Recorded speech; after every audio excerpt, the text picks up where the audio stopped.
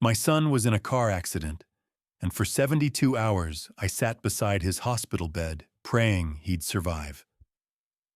In the next bed, separated by a thin curtain, was an elderly woman no one ever visited. I brought her coffee, listened when she spoke. On my last night there, she grabbed my hand with terrifying clarity and whispered, "Stay away from him, while you still can." I thought she was confused, drugged, broken by age. But 3 days after leaving that hospital, I discovered the truth and realized that warning wasn't madness. It was a countdown. I truly appreciate you being here. Before we continue, drop a comment and tell me where you're listening from and what time is it where you are right now.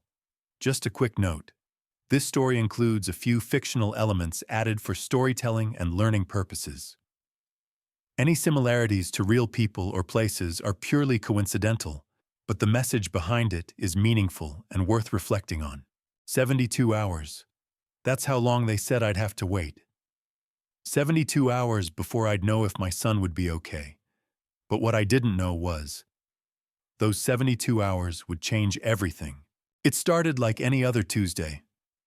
I was at Portland Metal Works, where I'd worked for the past 20 years. Supervisor. Nothing fancy, but it paid the bills and kept me busy. The shop floor was loud that afternoon, grinders screaming, metal clanging, guys shouting over the noise. I was checking inventory sheets when my phone rang. Unknown number. I almost didn't answer, but something made me pick up. "Is this Graham Mercer?" "Speaking." "Mr. Mercer, this is Providence Portland Medical Center. Your son Blake Mercer has been in an accident. He's here in our emergency department." The clipboard slipped from my hands. The noise around me faded to nothing. What happened? Is he... "He's stable, sir, but you should come right away." I don't remember hanging up. I don't remember telling my foreman I was leaving. I just remember running to my truck, hands shaking so bad I could barely get the key in the ignition. Blake. My son. 42 years old, married with a kid of his own. But in that moment, all I could see was him at 7 years old learning to ride a bike. At 12, pitching his first Little League game. At 18, graduating high school. The drive to the hospital took 15 minutes. It felt like hours. Providence Portland Medical Center sits on the east side of town, a big concrete building that always reminded me of a fortress. I'd been there before when my wife Linda passed away 8 years ago. I hated the place, hated the smell, hated the fluorescent lights, hated what it represented. But I ran through those doors anyway. Blake Mercer. I gasped at the front desk. My son. He was brought in. The nurse, a young woman with kind eyes, nodded. "Third floor, Mr. Mercer. ICU. Take the elevator on your right. ICU, intensive care unit." My stomach dropped. The elevator crawled upward. A soft jazz version of some song I didn't recognize played overhead. I wanted to scream. When the doors finally opened, I practically fell into the hallway. A doctor met me there. Dr. Hartley, her badge said. She was in her 40s, calm, professional. "Look, Mr. Mercer, I'm Dr. Vanessa Hartley. Your son is stable. He was in a car accident on Highway 26. His vehicle hit a guardrail. He sustained a head injury, a concussion, we believe, and we're monitoring him closely for the next 48 to 72 hours. Can I see him?" "Of course, follow me." She led me down a hallway that smelled like antiseptic and floor cleaner. We passed rooms with half-open doors, glimpses of people in beds, machines beeping. Finally, she stopped. "He's in here. He's awake but groggy. Try to keep him calm." I stepped inside. Blake was lying in the bed, eyes half closed. There was a bandage wrapped around his head, an IV in his arm monitors attached to his chest. He looked small, vulnerable. Not like the confident real estate agent who always had everything under control. "Dead." His voice was rough, tired. "I'm here, son. I'm right here." I pulled a chair up beside the bed, took his hand. "How are you feeling?" "Like I got hit by a truck." He tried to smile, but it came out more like a grimace. "They said I have to stay for a few days. Observation or something." "That's okay. I'll stay with you." "Dad, you don't have to." "I'm staying." He didn't argue, just closed his eyes. Within minutes, he was asleep. I sat there watching his chest rise and fall, listening to the steady beep of the heart monitor, thanking God or whoever was listening that he was alive. The room wasn't big, just enough space for the bed, a chair, and a small table. There was a curtain dividing the room in half. On the other side, I could hear someone moving, another patient. I glanced at the curtain but didn't say anything. Didn't want to intrude. Hours passed. A nurse came in, checked Blake's vitals, adjusted something on the IV. She smiled at me. "You doing okay, sir?" "Yeah, just glad he's all right. He's lucky. Head injuries can be tricky, but Dr. Hartley's one of the best." She left. The room fell quiet again, except for the beeping and the faint sound of traffic outside the window. Night came. The light from the hallway cast long shadows across the floor. I leaned back in the chair, exhausted. My back ached. My eyes burned. But I didn't want to leave. That's when I heard it. A voice. Quiet. Almost a whisper. "Stay away from him." I froze. Looked around. Blake was still asleep. The voice hadn't come from him. "Stay away from him, while you still can." I stood up, slowly walked toward the curtain, pushed it aside just enough to see. An elderly woman was lying in the bed on the other side. She must have been in her 70s, thin, with white hair and pale skin. Her eyes were open, staring right at me. "Excuse me," I said softly. She didn't blink, just kept staring. Her eyes. God, her eyes. They looked terrified. "Oh, stay away from him," she said again, her voice trembling. "While you still can." I glanced back at Blake, then at her. "I'm sorry, ma'am. I think you're confused. That's my son. He was in an accident." "I know." She shook her head slowly. "I know, but you need to listen to me. Stay away from him, before it's too late." A chill ran down my spine. I didn't know what to say, didn't know what she meant. I wanted to ask her to understand. But before I could speak, a nurse came in, checked something on the woman's chart, and gently pulled the curtain closed again. I stood there for a long moment, staring at the curtain. My heart was pounding. What the hell was that? I sat back down in my chair, hands gripping the armrests. Tried to shake it off. She was probably on medication, confused. Didn't know what she was saying. But I couldn't stop thinking about her eyes. That fear, that warning. Stay away from him. The next morning, I woke up with a stiff neck and a head full of questions. I'd spent the night in that hospital chair, dozing off and on. Every time I closed my eyes, I saw her face. That elderly woman. The way she'd looked at me. But when morning light filtered through the window, I pushed those thoughts aside. Blake was awake, groggy, but stable. A nurse came in, checked his vitals. Blake asked for water. I helped him drink. Around 8, another nurse poked her head in. "Mr. Mercer, if you want to grab some breakfast, now's a good time." My stomach was growling. I hadn't eaten since yesterday afternoon. "I'll be right back," I told Blake. I walked down to the cafeteria, grabbed 2 cups of coffee and a couple of turkey sandwiches. On my way back, I stopped. Thought about the woman in the other bed. The one who'd said those things. I didn't know why. Maybe curiosity.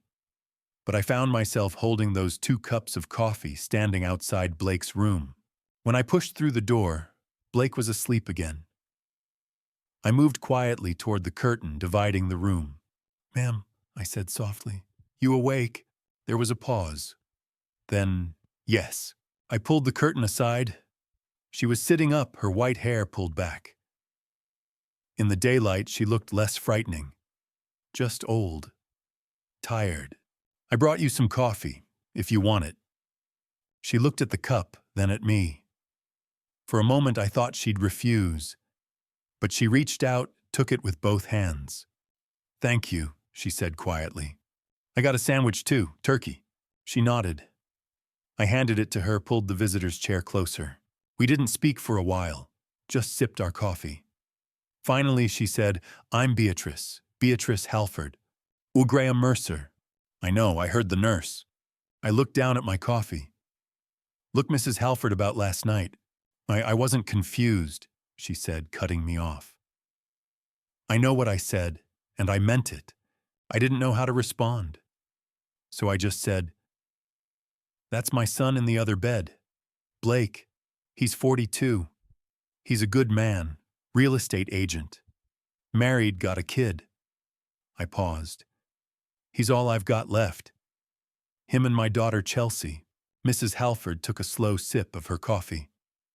Where's your daughter? A Seattle, graphic designer. And your wife? My throat tightened. She passed away 8 years ago. Mrs. Halford nodded, her face softening. I'm sorry. Silence settled between us. Then she asked, how do you feel, Graham, when you're with Blake? The question caught me off guard. What do you mean? I mean, how does he make you feel? I opened my mouth, then stopped. Thought about it. I don't know. Sometimes tired, like I'm always trying to keep up, trying to say the right thing. I paused. Sometimes I feel small.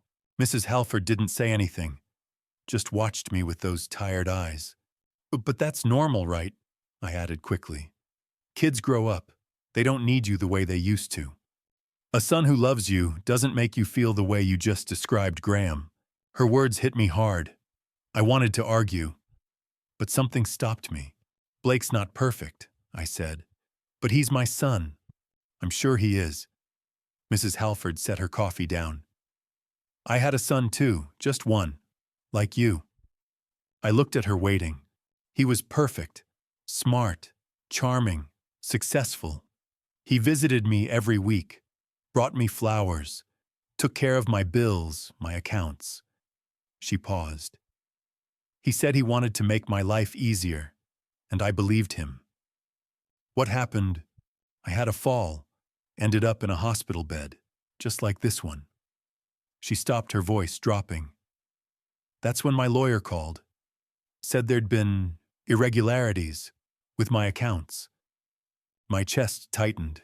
Turns out, she continued, my son had been transferring money out of my accounts for years, small amounts at first, then bigger ones. By the time I found out, he'd taken nearly everything. My savings, my retirement, even the house was in his name. I felt sick. My God. I called the police. He's in prison now. 15 years. She said it flatly. No emotion. Just fact. I'm so sorry. Don't be sorry for me, Graham. She looked at me, her eyes sharp now. Be careful for yourself. Blake's not like that, I said automatically. Mrs. Halford was quiet for a long moment. Then she leaned forward slightly. To that first night before you came. She paused. I was awake when they brought him in. Your son. He was conscious. Groggy, but conscious. My hands tightened around my coffee cup. He made a phone call. She continued. I heard him say your name, Graham. And then I heard other things. Things about accounts. About houses. About making sure the old man doesn't find out. The room seemed to tilt.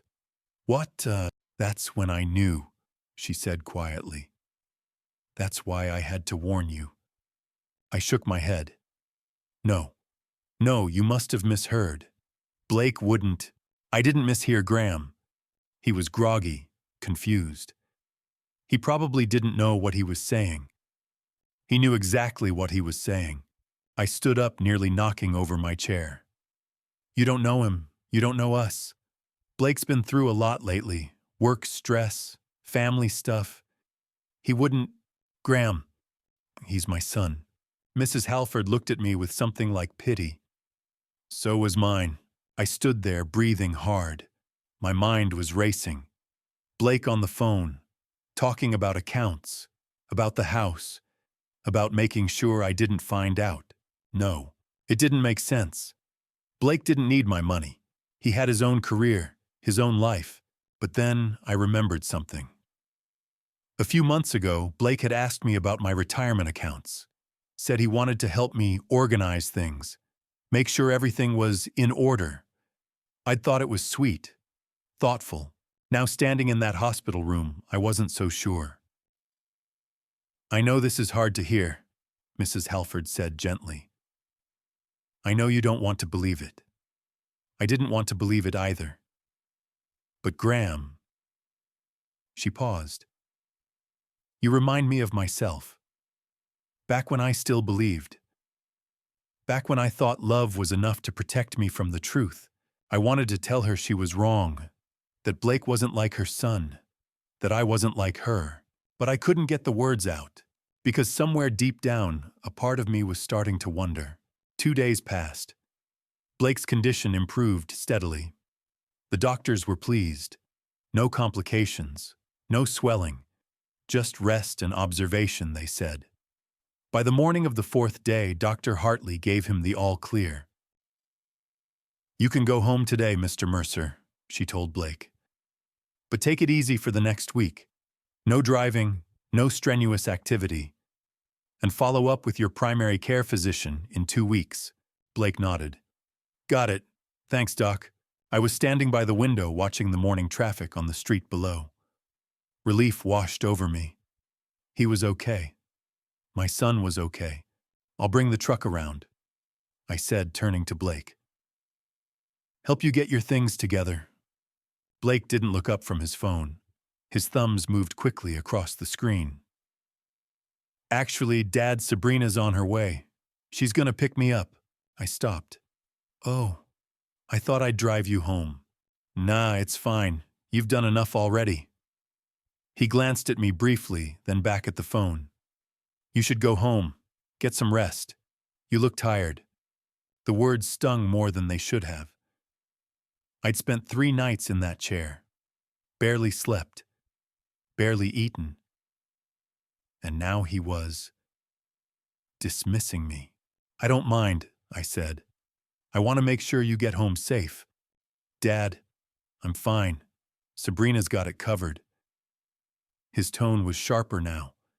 Not angry exactly. Just done. Like I was an inconvenience. I stood there for a moment, not knowing what to say. Blake had always been independent, even as a kid. But this felt different. This felt like he was pushing me away. Okay, I said finally. If that's what you want. It is. I grabbed my jacket from the chair. Well, I'll wait until Sabrina gets here. Make sure you're all set. Blake sighed but didn't argue. A nurse came in, went over discharge instructions, handed Blake a folder of paperwork. He signed a few forms, barely reading them. I watched him trying to see past the bandage on his head, past the hospital gown. Trying to see my son. But all I saw was a stranger. A 42-year-old man who didn't need me anymore. Maybe that was normal. Maybe I was being too sensitive.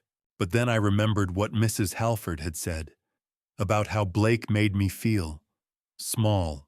Tired. Like I was always trying to keep up. She was right. I shook the thought away. Told myself I was overreacting.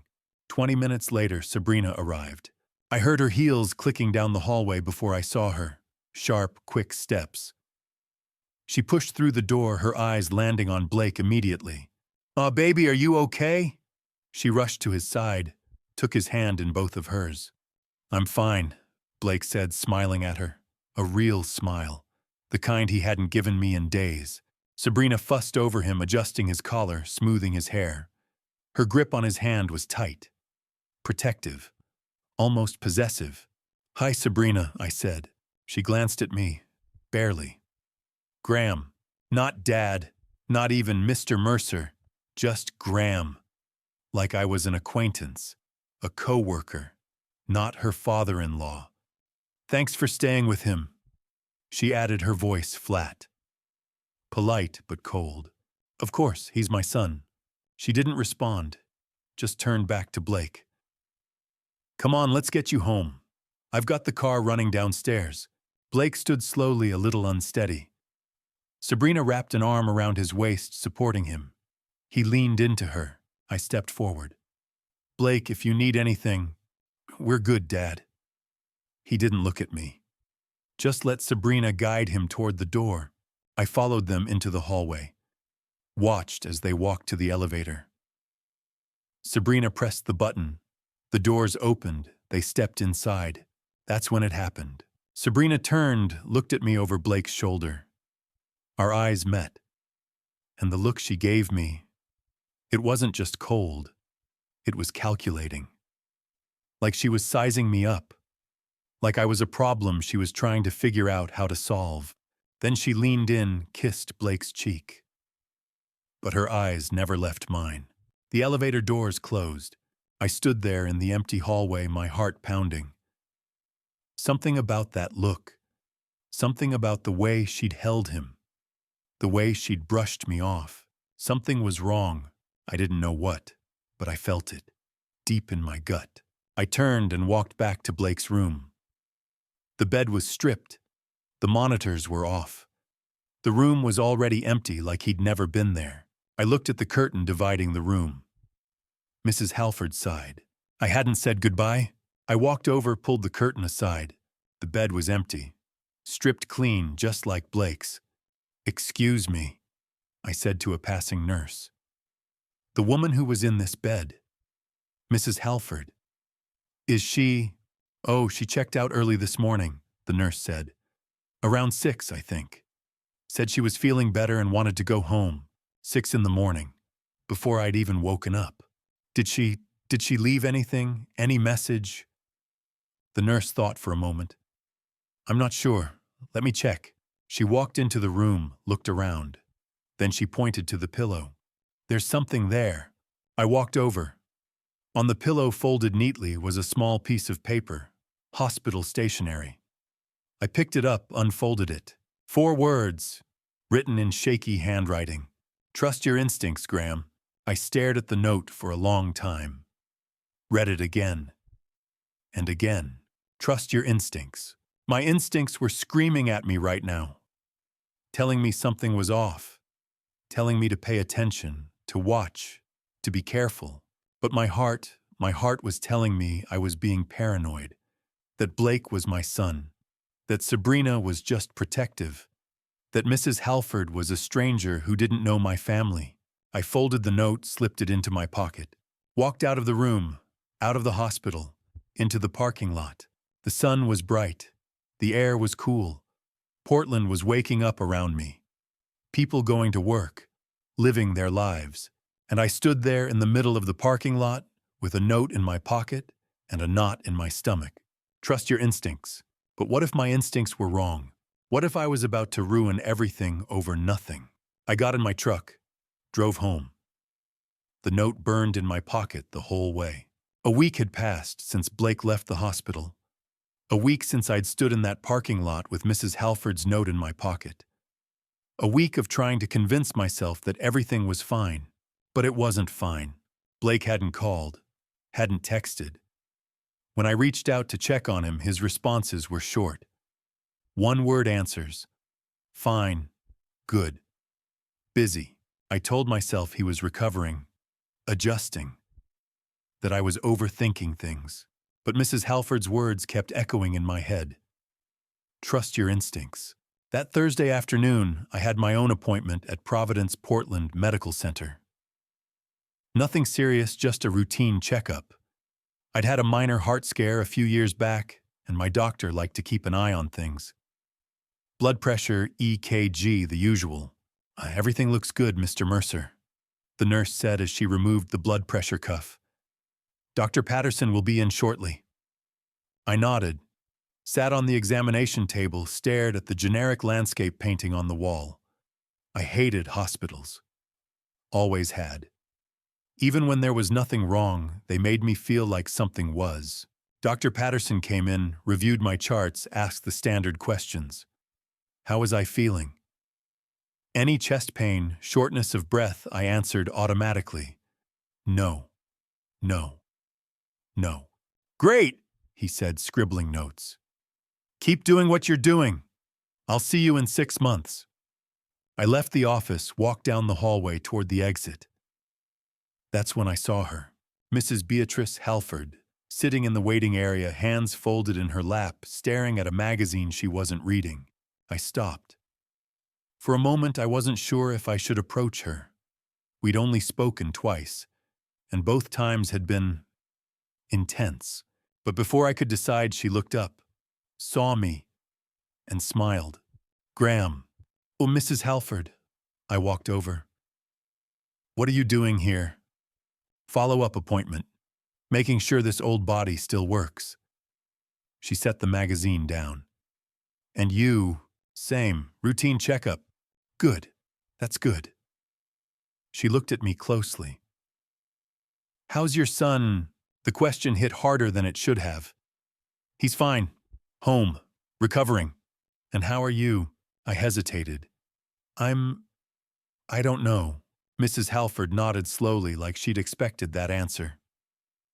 Would you like to get some coffee, Graham? I have time before my appointment. I should have said no. Should have made an excuse and left. But I didn't. Yeah, I said. I'd like that. We walked down to the cafeteria. Same sterile space as before. Same burnt coffee smell. I bought us 2 cups, and we sat at a corner table away from the few other people scattered around. For a while, we just sipped our coffee. Then Mrs. Halford said, You're still thinking about what I told you, aren't you? I nodded. I can't stop. What's he done since he went home? Nothing. That's the problem. He barely talks to me. When I call, he's short, distant, like I'm bothering him. That's how it starts, Mrs. Halford said quietly. The distance, the coldness. You start to feel like a stranger in your own child's life. I look down at my coffee. I keep telling myself it's normal, that he's an adult. He has his own life. But it doesn't feel normal, does it? No. Mrs. Halford was quiet for a moment. Then she said, When my son started pulling away, I made excuses. Work stress, I told myself. Relationship problems, money troubles, anything but the truth. What was the truth? That he didn't see me as his mother anymore. He saw me as a resource, something to use, something to take from. She paused. The signs were there. Small things at first. He'd ask about my accounts, my passwords. He said he wanted to help me organize things, make my life easier, and I believed him. Because he was my son, and I wanted to believe. I felt a chill run through me. Blake had asked me about my retirement accounts a few months ago. Said the same thing. Let me help you organize things, Dad. Make sure everything's in order. I should have listened to my instincts, Mrs. Halford continued. But I ignored them until it was too late. She looked at me. Don't make the same mistake I did, Graham. I don't know what to do.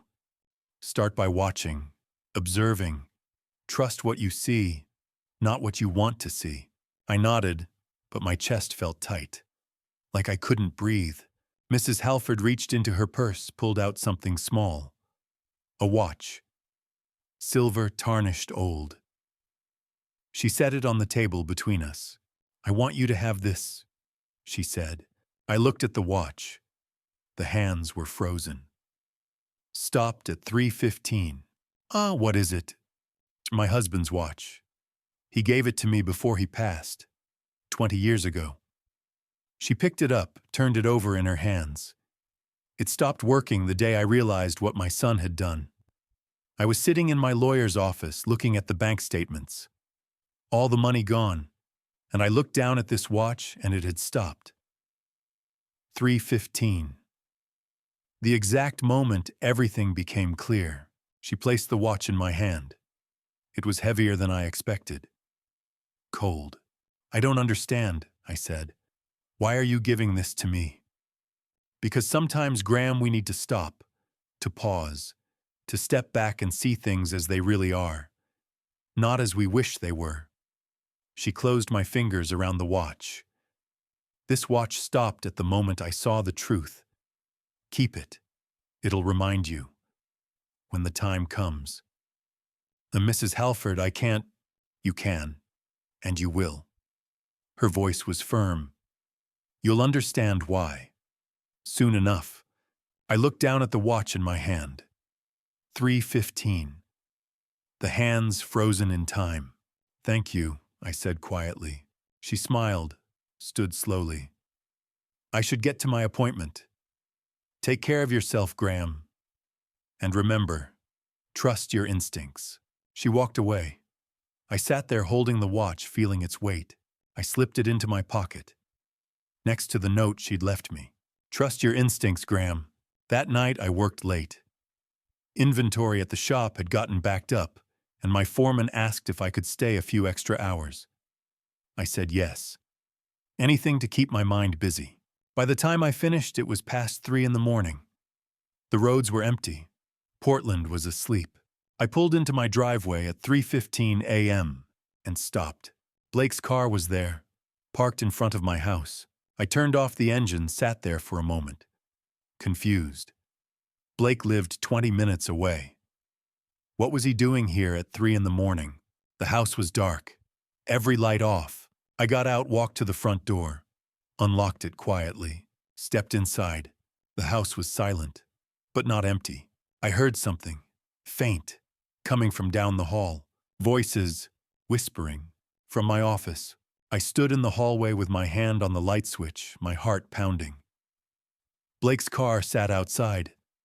The house was dark. I heard whispers coming from my office. I flipped the switch. Light flooded the room. Blake stood by the file cabinet, one hand gripping an open drawer, the other holding papers. He spun around, eyes wide. Dad. He pressed a hand to his chest. Jesus, you scared me. I stepped inside. Blake. What are you doing here? It's 3 in the morning. He glanced at the papers, then back at me. I was looking for something. Paperwork. The title for my old car. I'm selling it. The file cabinet drawer was open. Files were pulled forward. At 3 a.m., I couldn't sleep. He set the papers on my desk and tried to smile. Thought I'd take care of it now. Sorry, Dad. I should have called. I studied him. His hair was messy. He wore jeans and a hoodie, not pajamas. Like he'd been out. How'd you get in? I still have a key. From when I lived here. He shrugged. Hope that's okay. It wasn't. I said nothing.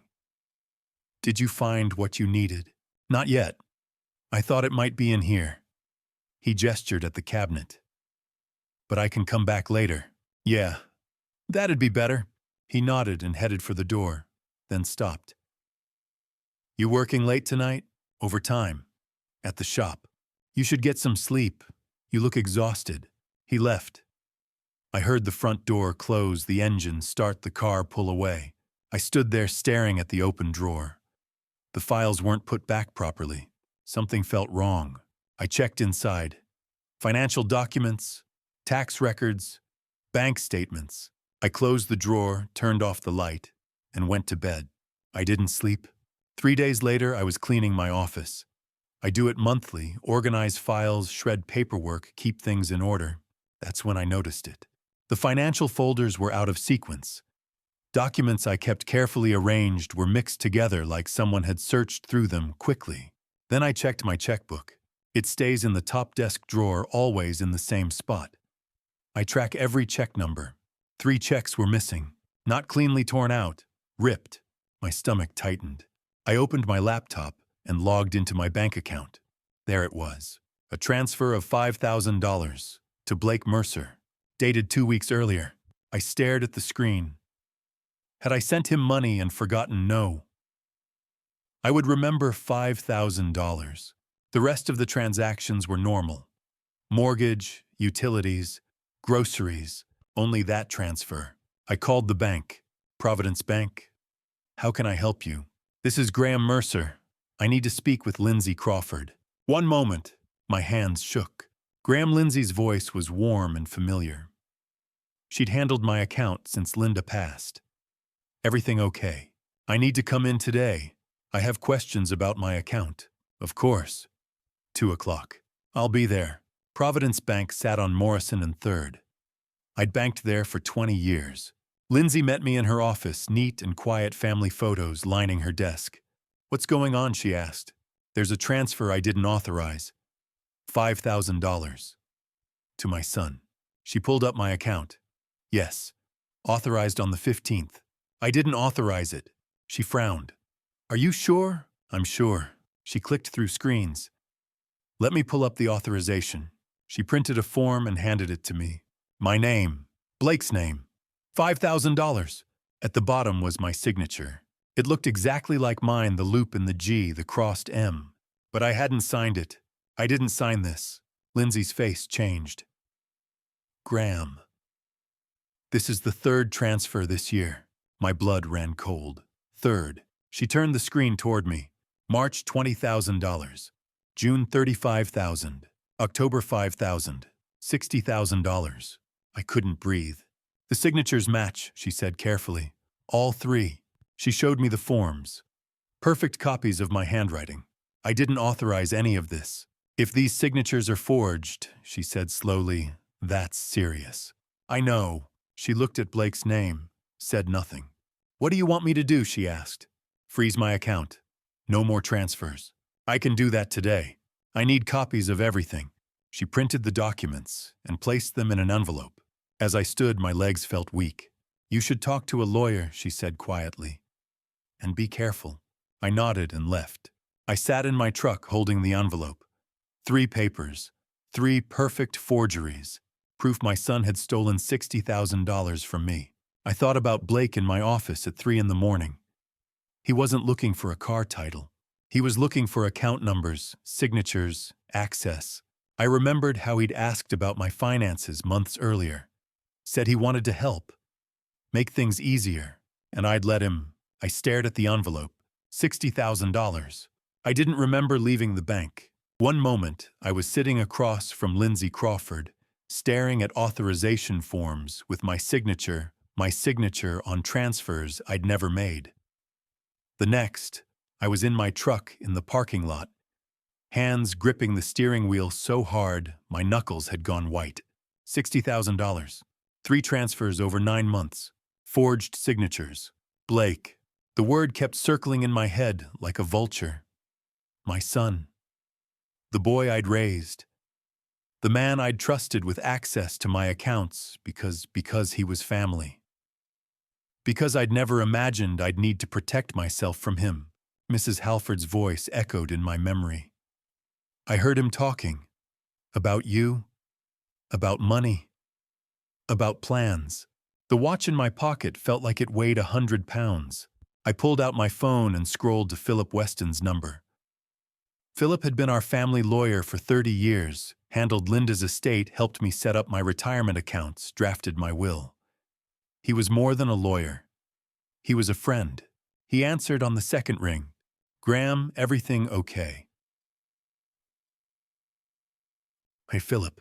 My voice came out rough. I need to see you. Today. As soon as possible. There was a pause. Philip knew me well enough to hear what I wasn't saying. I've got a slot at 3. Can you make it? I checked the dashboard clock, 12:47 p.m. I'll be there. Philip's office sat in a brick building downtown, the kind of place that smelled like old law books and furniture polish. His assistant waved me through, and I found him behind his desk, reading glasses perched on his nose, a mug of coffee steaming beside a stack of papers. He stood when I entered, his expression shifting from professional courtesy to concern the moment he got a good look at me. Graham, sit down. I sat. For a long moment, I didn't know where to start. I think Blake is stealing from me. The words hung in the air like smoke. Philip didn't react, not visibly. but I saw his jaw tighten slightly. "Tell me everything." So I did. I told him about Mrs. Halford's warning at the hospital, about finding Blake in my office at 3:15 a.m., about the missing checks and the bank meeting with Lindsay. I told him about the $60,000 and the forged signatures that looked so much like mine that even I had to stare at them to see the difference. When I finished, Philip leaned back in his chair, his fingers steepled under his chin. "Have you confronted Blake about any of this?" "No." "Good." He leaned forward. "Graham, I've known you for 30 years. If you think something's wrong, it probably is. But right now, you don't have enough. You have suspicions. You have transfers you don't remember authorizing. But Blake will have explanations. He'll say you forgot. He'll say you signed something without reading it. He'll make you doubt yourself. So what do? You gather evidence, real evidence. Before you confront him, you need to know everything." Philip reached for his phone. "I'm going to give you a name. Simon Vaughn.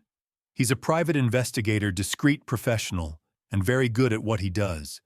He's helped clients of mine before in situations like this. A private investigator." The words felt foreign in my mouth. "To follow my own son, to protect yourself," Philip said quietly. "That's what this is about now, Graham. Protection." I met Simon Vaughn the next day at a coffee shop near the waterfront. He was younger than I'd expected, maybe 40, with the kind of face that could blend into a crowd. He wore jeans and a plain jacket, nothing flashy, nothing memorable. We shook hands and sat in a corner booth. So Philip filled me in on the basics. Simon said, pulling out a small notebook. "Unauthorized transfers, forged signatures, 60,000 over 9 months. He looked at me. "Tell me about Blake." So I did. I told him Blake was 42, a real estate agent married to a woman named Sabrina. They had a son, Lucas, who was 10. I told him Blake lived in Beaverton, drove a newer model truck, and had always seemed successful, comfortable. "But you don't know his financials," Simon said. "No." Any signs of trouble, debt, gambling, expensive habits. I thought about Blake's truck, the new one he'd gotten last year. The way Sabrina always dressed well. The trips they took. "I don't know," I admitted. "I never asked." Simon made a note. "That's what I'm here for. I'll start with financial records, public records, property liens, court filings. I'll watch his movements, see where he goes, who he talks to. I'll keep it quiet. He won't know I'm there." "Oh, how long will it take?" "Yeah, it depends on what I find. Could be a few days. Could be longer." He met my eyes. "But if there's something there, Mr. Mercer, I'll find it." That night, I sat in my office, the same office where I'd found Blake at 3:15 a.m., and went through every financial document I could find. Bank statements, retirement accounts, investment portfolios, and that's when I saw it. A joint account, under my name and Blake's, opened 8 months ago. I didn't remember opening it. I called the number on the statement, navigated the automated system, and finally reached a representative. "Nah, Mr. Mercer, yes, I see the account here. Joint ownership with Blake Mercer. Opened in March of last year." "What's the current balance?" "Zero, sir." "Zero?" "Yes. There was a transfer in of $55,000 from your retirement fund in April, and a withdrawal of the full amount 2 weeks later." The room tilted. $55,000 from my retirement fund into an account I didn't know existed, and then gone. I thanked the representative and hung up. My hands were shaking. I reached into my pocket and pulled out Mrs. Halford's watch, the silver one with the hands frozen at 3:15. Sometimes we need to stop to see things clearly. My phone buzzed. A text from Simon Vaughn. "No, we need to meet. In person. There's something you need to see." I called him. He answered immediately. "Simon, what is it?" His voice was low, careful. "Mr. Mercer, it's about your son. It's worse than you think. 2 days after that phone call from Simon, I met him at a little diner on the east side of Portland. The kind of place that's been there forever, red booths, coffee that tastes like it's been sitting since morning waitress who's seen it all. Philip was already there when I walked in. That's when I knew it was bad. Simon had called him too. They were sitting in the back corner. I slid into the booth across from them, and Simon had this folder in front of him. Thick, bound with rubber bands. He looked at me and I could see it in his face he didn't want to show me what was inside.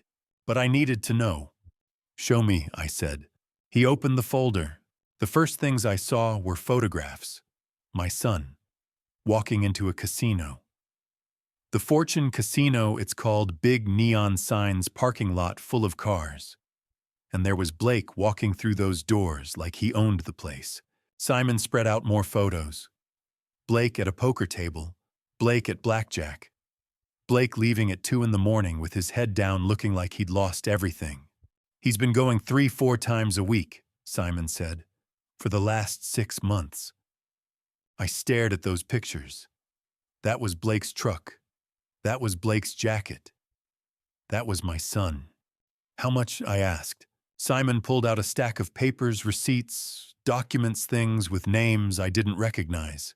He owes $150,000, Simon said, to predatory lenders, the kind of people who charge 20% interest per month. $150,000. I couldn't even wrap my head around that number. He's got 3 months, Simon continued. Before they start coming after collateral, Philip leaned forward. Graham, these aren't banks.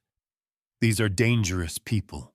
I just sat there, staring at those numbers, trying to understand how my son, my boy, had gotten himself into this. Then Simon pulled out more papers. These are emails, he said, between Blake and Sabrina. I pulled them from Blake's cloud backup. I didn't want to read them, but I had to. The first one was from Blake to Sabrina. The subject line said, "We need to talk." In the email, Blake wrote, "We have to deal with the old man." The old man, that's what he called me. He wrote, "He's sitting on a gold mine and doesn't even know it. The house is paid off, retirement accounts, everything. If we can get the deed, we're set. We can pay off the debt and start over." I had to stop reading for a second. My hands were shaking. Simon pointed to the next email. Sabrina's response. She'd written back, how he's not just going to hand it over. And Blake's reply, I can still see those words. They'd leave that to me. He trusts me. He'll sign whatever I put in front of him. He won't even realize until it's too late. I set the papers down. My hands wouldn't stop shaking. There's one more thing, Simon said quietly. He pulled out a small digital recorder, the kind investigators use. He set it on the table between us. This is from 3 nights ago, he said. Blake was at a bar near the casino, talking to someone. He pressed play. I heard bar noise, glasses clinking, people talking. And then I heard Blake's voice, clear as day. He was saying, "My old man? Yeah, he's loaded.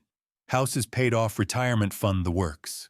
Once I get my hands on that deed, I'm golden." Someone else laughed, asked him, "You really gonna do that to your own dad?" And Blake, my son, the boy I raised, said, "He's 67. What's he need a house for? He'll be fine in some assisted living place. And I'll finally be out of this hole." Simon stopped the recording. The diner kept going around us. People eating breakfast, waitress refilling coffee. But in that booth, everything had stopped. "That's my son," I said, and I heard my voice crack. "That's the boy I held when he was born. The boy I taught to ride a bike. The boy I went to every baseball game for." Philip reached across the table, put his hand on my shoulder. Didn't say anything. Just let me sit there. Because what do you say to something like that? After a while, Philip spoke. His lawyer voice, steady. "Graham, we need to act, now." I looked up at him. "You'll freeze your accounts. All of them. Transfer your assets into a protected trust. Change your will. Change the locks on your house. He paused. And don't tell Blake any of this. Not yet. Why not? Because if he knows we know, he'll either run or he'll accelerate, and we need to be ready. I reached into my pocket, pulled out that old silver watch Mrs. Halford had given me, the one that stopped at 3:15. Sometimes we need to stop to see things clearly. I'd stopped, and now I could see everything. I need to talk to him, I said. I need to hear him say it, to my face. Philip shook his head. Not yet. Not until everything's in place. So what do I do? You act normal, Simon said. You keep him close, and you let us do our job. That night Blake called me. My phone lit up with his name, and I just stared at it for a few rings. Then I answered. Hey, Dad, he said. Warm, casual, like nothing was wrong. Blake. Listen, I hate to ask, but I'm in a bit of a bind. I need to borrow some money. 20,000, maybe 30 to be safe. I'll pay you back, I swear. $20,000, on top of the 60,000 he'd already taken without asking. On top of the 55,000 from that account I didn't even know existed. I looked at that folder Simon had given me, at those photos, at those emails, at that recorder. How much do you need? I asked. 30,000 would be safer. Come by tomorrow, I said. Around 2, we'll talk. There was a pause. Then, really, Dad, thank you so much. You're saving my life. I'll see you tomorrow. I hung up, and I sat there in my kitchen. The kitchen where Linda and I used to make breakfast together, where we raised our kids, where Blake used to sit at that table doing his homework, the house he was planning to take from me. Mrs. Halford's voice came back to me. Stay away from him, while you still can. But it was too late for that. Tomorrow my son was coming home, and this time I'd be ready. I'd imagined that moment 100 times. What I'd say, how I'd feel, what Blake would do when I showed him the evidence. But when it actually happened, I didn't feel angry. I didn't even feel sad. I felt empty. Just this complete hollow emptiness. Let me tell you how it went. Blake showed up right at 2 o'clock the next afternoon. I heard his truck pull into the driveway, that familiar sound I used to love hearing. My son coming home. I opened the door before he could knock. Hey, Dad, he smiled. That warm, easy smile. Thanks for making time to see me. Come in, Blake.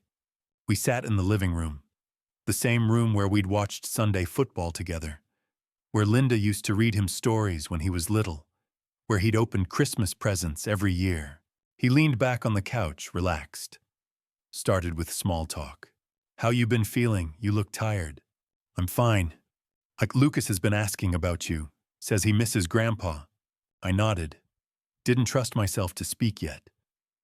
The tension was there right under the surface, but I was holding it together. Blake kept talking. Told me about some project at work. Some deal that was almost closed. Making everything sound normal. Making himself sound normal. Then he shifted forward. Got to the point. So, Dad, there's something I wanted to ask you about. He paused. Gave me that smile again. I'm expanding the real estate business. Big opportunity, commercial properties, really solid stuff. I just looked at him. I need to borrow some money, he said. About 50,000. 50,000. Not the 20 or 30 he'd asked for on the phone. 50. Just a loan, he continued quickly. I'll pay you back in 6 months. With interest. This is a sure thing, Dad. I wouldn't ask if it wasn't. I sat there for a long moment, just looking at my son. At this man who used to hold my hand crossing the street. What kind of business, Blake? I told you, real estate, commercial. What kind of business? I said it slower this time. Gambling. His face went white. He tried to laugh it off. What, Dad? I stood up, walked to my office, came back with the folder Simon had given me. I set it down on the coffee table, right in front of him. Explain this, I said. I opened it, Spread out the photos. Blake walking into the fortune casino. Blake at poker tables.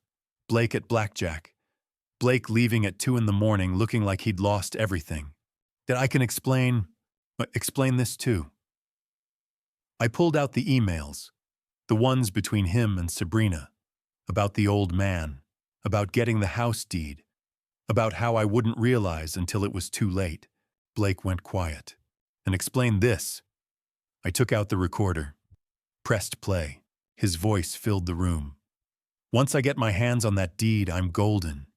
He won't even know what hit him until it's done. I stopped the recording. The silence was so thick I could barely breathe. Blake shot up out of his chair, fast. His face was red now. You had me followed. His voice was loud, angry. What kind of father does that to his own son?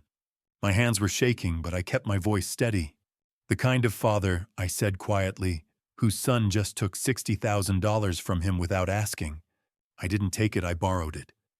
Borrowed. My voice cracked a little. Without asking, with forged signatures. Blake started pacing, running his hands through his hair. And they were going to hurt us, Dad. The lenders. They threatened Sabrina. They threatened Lucas. I didn't have a choice. You had a choice, Blake. I could feel the tears coming now. You could have come to me. You could have asked me. You could have told me the truth. And would you have given me the money? I looked at him. Really looked at him. I would have helped you, I said. But not like this. Not with lies. Not with you planning to take my house out from under me. You don't understand. You're right. My voice broke completely now. Tears were streaming down my face. I don't understand. What I don't understand is how my son, the boy I raised, the boy I loved, became someone I don't even recognize anymore. I took a breath, asked the question that had been sitting in my chest, like a stone. What about me, Blake? Don't I count as family? Aren't I part of your family? He stood there, staring at me with this cold, distant look I'd never seen before, and he didn't answer. He just turned around, walked straight to the door, and slammed it so hard the whole house shook. Bang! I heard the crash immediately. Something falling, glass shattering. I looked over. A picture had fallen off the wall. Face down on the floor. Glass everywhere. I walked over slowly, bent down. It was Linda, my wife, Blake's mother, the woman who'd held him the day he was born, who'd loved him more than anything in this world. Her picture, lying there, broken. Philip had said it the day before when I'd called him right after Blake left. This is going to get ugly, Graham. Blake's not going to back down quietly. I'd nodded, even though he couldn't see me over the phone. I know, I'd said. But I have to protect what's left. The next morning, I met Philip and Simon at Philip's office. We sat around his conference table, the three of us, and the air felt heavy. Like we were planning for war. Because in a way we were. Philip laid it all out, step by step. What we needed to do to protect me. To protect everything Linda and I had built. First, he said, we freeze the accounts. Immediately. Every single one. He pulled out paperwork. Started walking me through it. Chica, we'll require 2-factor authentication for every transaction. Change all your passwords. Change all your PINs. Make it so Blake can't access anything even if he tries. I signed the forms. My hand was still bandaged from where the glass had cut me the night before. Second, Philip continued, we changed the will. He showed me the old one. The one Linda and I had drafted years ago when the kids were younger. When we still believed Blake would take care of things. Blake was set to inherit 60%. Chelsea 40. We're changing it, Philip said. Chelsea becomes the primary beneficiary, 80%. And Lucas, I asked, my grandson, Blake's son, the boy who had nothing to do with any of this. We set up a trust fund, 20%, Education only. Blake can't touch it. When Lucas turns 18, it's his. For college. For his future. And Blake. Philip looked at me. Blake gets 0. I nodded slowly. It hurt. Even after everything, it hurt to do that to my own son. But I had to protect what was left. I had to protect the people who still deserved it. Third, Philip said, we changed the locks. Today. Every lock in the house, every key Blake has, he doesn't get to use them anymore. Simon leaned forward. Mr. Mercer, there's something else you need to understand. I looked at him. My Blake owes money to very dangerous people, Simon said. People who won't wait. He's desperate. And desperate people do reckless things. What are you saying? I'm saying you need to be careful. Keep your doors locked. Don't open the door if Blake shows up. And if he does anything that feels threatening, you call the police immediately. My stomach turned. What about Lucas, my grandson? Philip answered. The trust protects him. Blake can't touch that money. And if things escalate, we can petition for a restraining order. Keep Blake away from you completely. I sat there for a moment, looking at these 2 men who were helping me, who were trying to keep me safe from my own son. I want to protect what's left, I said quietly.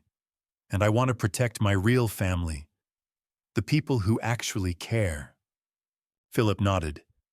Then that's what we'll do. After the meeting, I went home. The house felt different now, emptier, like something had been carved out of it.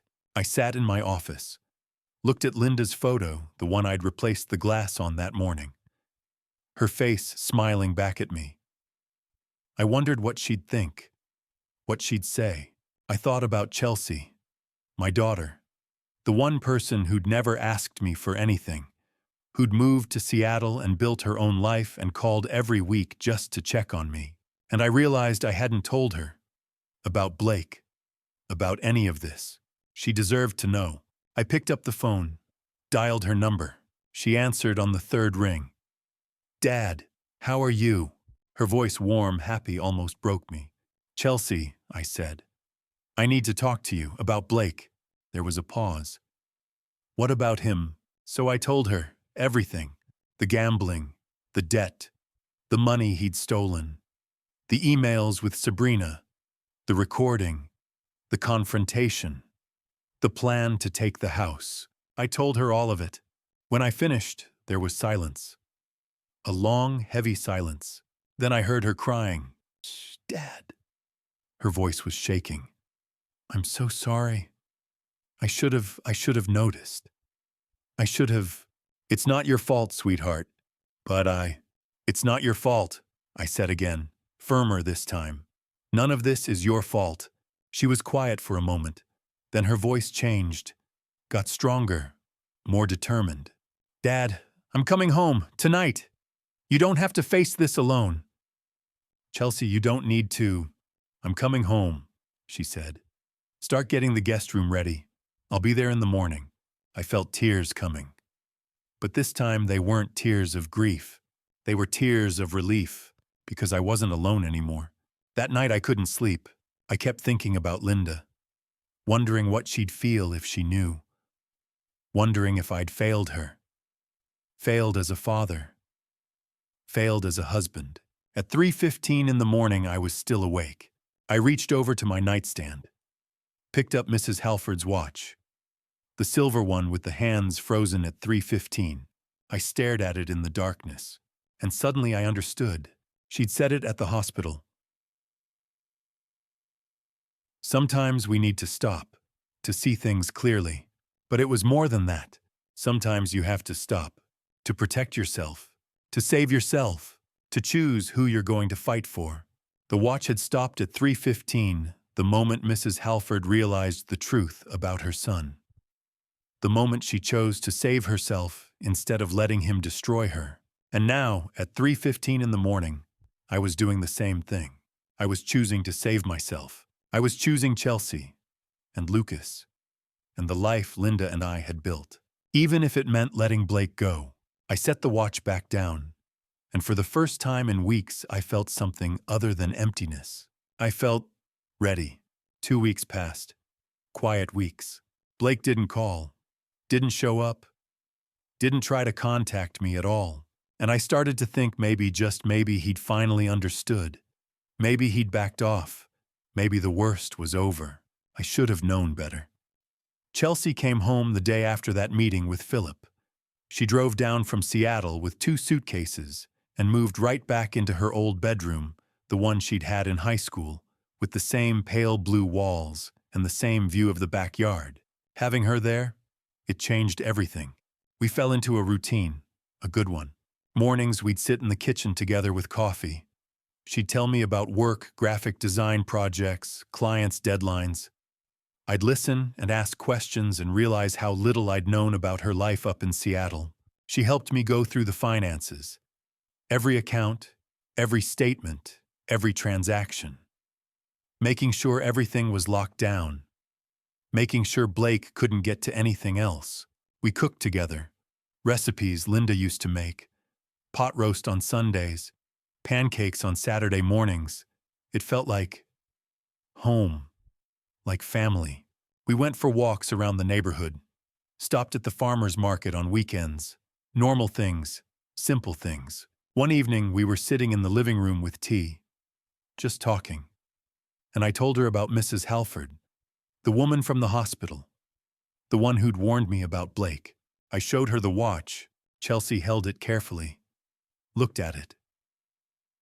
"Dad," she said quietly, "you should find her. Thank her. She saved you." "Maybe," I said, "someday. Don't wait too long." Chelsea looked at me. "Life's short." I pulled her into a hug, and I thought, I'm lucky. Even after everything, I still have this. I still have her. Those 2 weeks felt like healing. Like maybe I could actually move forward. Like maybe the worst was over. I let myself believe it. I shouldn't have. On the 15th day, the doorbell rang. I was in the kitchen. Chelsea was upstairs working on her laptop. I walked to the door and opened it. Blake was standing there, but he looked different. Clean, shaved, wearing a plain white t-shirt and jeans. His eyes were red like he'd been crying, but he wasn't angry, wasn't defensive. He just looked broken. "No," he said quietly. "Can we talk, please?" I heard Chelsea coming down the stairs behind me. Blake saw her. "Hey, sis." "Blake." Her voice was cold. Blake looked back at me. "Please, just 5 minutes." Chelsea was shaking her head, warning me. But something in Blake's face. I'm still a father, even after everything. "Come in," I said. Blake sat on the couch. Chelsea stood in the doorway to the kitchen, arms crossed. Watching him, Blake looked down at his hands. "Dad, I've been thinking about what you said, about what I did." He paused, took a breath. "I joined Gamblers Anonymous. I've been going to meetings every single day for 2 weeks. He pulled something out of his pocket, a card. "Attendance stamps, 14 of them. I'm trying to start over," he said. "For real this time." He looked up at me, eyes wet. "I know I messed up. I know I hurt you, but you're my dad, and I need help. Real help. Please." His voice cracked. "Just give me one more chance." I stared at him, at the attendance card, at his face. Part of me wanted to throw him out. Part of me remembered the evidence, the emails, the recording, everything Simon had shown me. But part of me, the part that's still his father, wanted to believe him. Chelsea stepped forward. "Blake, you stole from him. You forged signatures. You were planning to take his house." "I know." Blake's voice broke. "I know. And I'm so sorry. I was desperate. I made terrible choices." He wiped his eyes. "But I'm trying to change. Please, Dad. One last chance." I sat there, silent, looked at the card in his hand, looked at his face, remembered him as a little boy, holding my hand, calling me Dad. One chance. I said slowly. Just one. But there are conditions. I laid out the conditions right there in the living room. Blake sitting on the couch. Chelsea standing behind me with her arms crossed. You go to GA meetings, I said. At least 5 times a week. You meet with Philip every week to report your progress. You don't touch any of my accounts. You get a steady job, and you don't gamble. Not at all. Not ever. Blake nodded, tears in his eyes. I understand. I'll do it all. I promise, Dad. I won't let you down. Chelsea made a noise behind me, like she wanted to say something, but stopped herself. One more thing, I said. If you break any of these conditions even once we're done, you understand me done. I understand, Blake said quietly. And God help me, I wanted to believe him. The first thing I did was pay off the debt. I called Philip, told him what I wanted to do. He wasn't happy about it. Graham, are you sure about this? I'm not doing it for Blake, I said. I'm doing it for Sabrina, for Lucas. They're innocent in all this. Philip sighed. All right, I'll make the arrangements. It took a week. Philip and Simon worked with intermediaries, the kind of people who know how to talk to loan sharks without ending up in the river. $150,000, cash. Handed over in some parking lot I'll never know about. And just like that, Blake's debt was gone. He was safe. Chelsea found out a few days later. She wasn't happy. Dad, you're enabling him. You know that, right? I'm protecting your nephew, I said. You're letting Blake manipulate you again. Maybe, I looked at her. But I have to try Chelsea. He's still my son. She shook her head. Didn't say anything else. But I could see it in her face. She thought I was making a mistake. Maybe I was. The first week, Blake showed up at the house with his GA attendance card. 7 meetings in 7 days. He met with Philip, reported that he'd applied to 3 different companies. Then came the family dinner. Blake, Sabrina, and Lucas. All of them at my dining room table. Chelsea was there too, watching everything with those sharp eyes of hers. Lucas ran up to me when they arrived. Grandpa. He wrapped his arms around my waist. 10 years old and full of energy. That moment right there, that's why I did it. Why I gave Blake this chance. Because Lucas deserved a grandfather. And maybe, just maybe, Blake could be the father Lucas deserved too. The dinner went well. Normal conversation. Sabrina asked about Chelsea's work in Seattle. Blake was quiet, respectful. Lucas told me about school. It felt good, like family. Week 2. Blake got a job, assistant position at a real estate agency. Nothing fancy, but steady. He was so excited when he told me. I start Monday, Dad. It's not much, but it's a beginning. That week, he came over and cooked dinner for me. Pot roast, mashed potatoes. The kind of meal Linda used to make when the kids were little. We sat at the kitchen table, just the 2 of us, and talked. Really talked. About when he was young. About Linda. About the mistakes we'd both made. Mom would be proud, right? Blake said quietly. That I'm trying. I felt my throat tighten. Yeah, she would be. For a moment it felt like I had my son back. Week 3, Blake started the job. Came home every day. Went to his meetings. Reported to Philip. Everything seemed to be falling into place. One evening, Blake brought Lucas over. Just the 2 of them. We sat in the living room and watched a baseball game on TV. Graham, Blake, and Lucas. 3 generations. Lucas fell asleep on the couch between us. Blake looked over at me and smiled. Thanks, Dad, he said, for giving me this chance. I looked at him. At Lucas sleeping peacefully.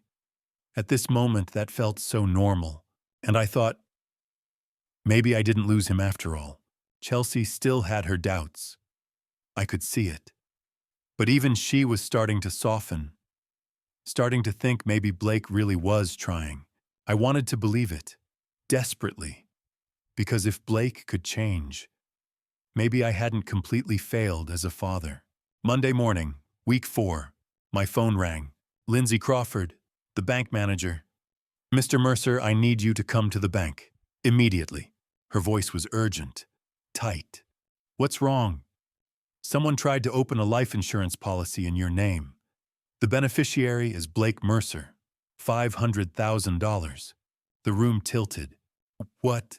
What, you need to come in, Lindsay said. Now, there's more. I hung up, stood there in my kitchen, staring at nothing. $500,000. Life insurance. With Blake as the beneficiary, my hands started shaking. I grabbed my keys, grabbed my coat, and I drove to the bank with my heart pounding in my chest. Because I knew, deep down I'd known all along. Blake hadn't changed. He'd just gotten better at lying. I drove to the bank with my hands shaking on the wheel. Lindsay was waiting for me in her office. Door closed, face serious. Mr. Mercer, she said quietly. I'm sorry you have to see this. She handed me a folder. I opened it. Life insurance policy, secure life insurance, 10-year term. Insured person Graham Mercer, age 67. Death benefit $500,000. Beneficiaries Blake Mercer 60%. Chelsea Mercer 40%. I stared at the numbers. $300,000 to Blake. $200,000 to Chelsea. Filed 2 weeks ago, right in the middle of Blake's redemption. Right when he was going to GA meetings and cooking pot roast and playing with Lucas. The signature at the bottom looked like mine. Perfect. Like someone had practiced it 1,000 times. I never signed this, I said. My voice sounded far away. I know, Lindsay said.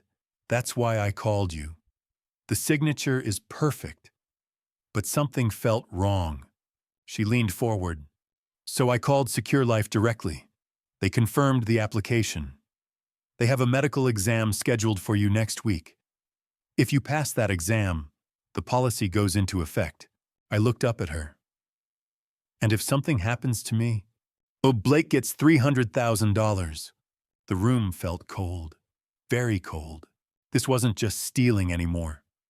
This wasn't just fraud. Blake wanted me dead. He wants me dead, I said out loud. Hearing the words made them real. Lindsay's face was grave. Mr. Mercer, I've already contacted Secure Life. They're canceling the application. But you need to call the police. This is serious. I called Philip from Lindsay's office. He arrived 20 minutes later. He looked at the documents. His face went white. Graham, this is attempted fraud. But it's more than that. He looked at me. This is conspiracy. Planning. This is very serious. I know someone, he said. Detective Grant Sullivan. He specializes in financial crimes. Let me call him. An hour later, we were at Philip's office. Detective Sullivan sat across from us. He was about 45. Serious, professional. The kind of man who'd seen everything and wasn't surprised by anything anymore. He went through the documents carefully, made notes. Mr. Mercer, has Blake done anything else recently? Anything that put you in danger? I thought about it. Then I remembered. The brakes, I said. A while back, Simon, my investigator, mentioned that Blake took my truck to a mechanic. There was something about the brakes. Sullivan looked up. What about the brakes? I told him what I knew. About the truck. About Simon's suspicions. Sullivan's expression darkened. Mr. Mercer, if your son is escalating from fraud to potentially threatening your life, this might not stop here. He leaned forward. We need to investigate deeper. I need everything you have, every piece of evidence. We spent the next 2 hours going through it all. The forged transfers, the gambling debts, the emails, the recording, the joint account. And now this, the life insurance policy. Sullivan made notes on everything. Where did he get your medical information? He asked. The hospital, I said. When he was admitted a few months ago. He was in the bed next to mine for 2 days. He could have accessed my records. Sullivan nodded. That makes sense. Medical identity theft. He used your information to file this policy. He closed his notebook. Mr. Mercer, I'm opening an official investigation, but I need you to be very careful. I want you to install security at your house, cameras, an alarm system. And if Blake shows up, you call me immediately. Don't open the door. Don't let him in. You think he's that dangerous? I asked. Sullivan looked me in the eye. I think he's desperate, and desperate people do desperate things. Chelsea came back to the house while we were still at Philip's office. I'd called her, told her she needed to come back immediately. When she walked in and saw the three of us, me, Philip, and Sullivan, her face went pale. What happened? I handed her the insurance documents. She read them. Her hands started shaking. Dad, you're not safe. Blake he's dangerous. I know, I said. She looked at Sullivan. What are you going to do? We're investigating, Sullivan said. But your father needs to be careful. Very careful. Chelsea turned to me, eyes wet. Dad, maybe you should leave. Go somewhere Blake can't find you. I'm not running from my own son, I said. Then I'm staying, Chelsea said. I'm not leaving you alone. $500,000. That's what my life was worth to my son. 500,000 reasons for me to disappear. 300,000 for Blake. 200,000 for Chelsea, probably just to make it look legitimate. To make it look like a normal family policy. But it wasn't normal. None of this was normal. That night, lying in bed, I kept thinking about that number. 500,000. And I kept thinking about the medical exam scheduled for next week. The one I was supposed to attend. The one that would make the policy official. Blake had planned this. Carefully. While he was sitting at my dining room table. While he was cooking pot roast. While he was watching baseball with Lucas. He'd been planning to kill me. And I'd almost believed him when he said he'd changed. We met at Philip's office a few days later. Emergency meeting. Philip. Detective Sullivan. Simon on video call from his car. Chelsea and me. Sullivan laid it out plain. We have a problem. We know Blake is dangerous, but we need proof of intent to harm. Fraud charges might not be enough to put him away for long. Simon leaned into the camera. I can keep following him, but if he's planning something physical, we need to catch him in the act. What are you suggesting? Philip asked. Surveillance, Simon said. 24/7 cameras at Graham's house. If Blake tries to break in or sabotage something, we'll have it on video, Sullivan nodded. I agree. And Mr. Mercer, I want you to be extremely careful. Don't eat or drink anything Blake gives you. Don't let him in your house alone. You think he'd actually... I couldn't finish the sentence. Oh, I don't know what he'll do, Sullivan said. But we need to be prepared. They installed the system that afternoon. Cameras at the front door, back door, garage, driveway, motion sensors throughout the house. Everything recording to the cloud 24 hours a day. Simon would monitor it remotely. Chelsea stayed by my side constantly. I'm not leaving you alone, Dad, she said. Not for a second. A week passed. Quiet. Blake didn't call, didn't show up. Maybe he knew the insurance fraud had been discovered. Then on day 7, my phone rang. Blake. Hey, Dad, how are you? I glanced at Chelsea. She was watching me closely. I'm fine, Blake. Listen, my truck's transmission just died. Shop says it'll take a week to fix. Could I borrow yours just for a few days? I need it for work. I looked at Chelsea. She was shaking her head hard. I remembered what Sullivan had said. If he asks for anything, call me first. Let me think about it, Blake. I'll call you back. I hung up and immediately called Sullivan. This could be an opportunity, Sullivan said. Agree to it. We'll track the truck. See what he does with it. But what if something happens to the truck? That's exactly what we're hoping for, Sullivan said. We need evidence. I didn't like it, but I agreed. I called Blake back. All right, you can borrow it. But just 3 days. Thanks, Dad. I'll pick it up tomorrow morning. That night, Simon came to the house, installed a GPS tracker on my Ford F-150. Small device, hidden, real-time tracking. The next morning, Blake showed up with a big smile, thanked me, drove away, and I watched him go, in my truck, with my life quite literally in his hands. Simon and Sullivan monitored the GPS. Day 1. Blake used the truck normally. Work, home. Nothing unusual. Day 2. Same thing, work, home. Then that evening, the GPS showed Blake driving to an address on the east side of Portland. Simon checked it out. Small garage.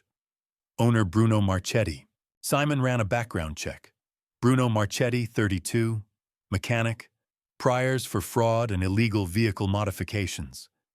Known for creative repairs. Blake was there for 2 hours. When Blake left, Simon decided to investigate.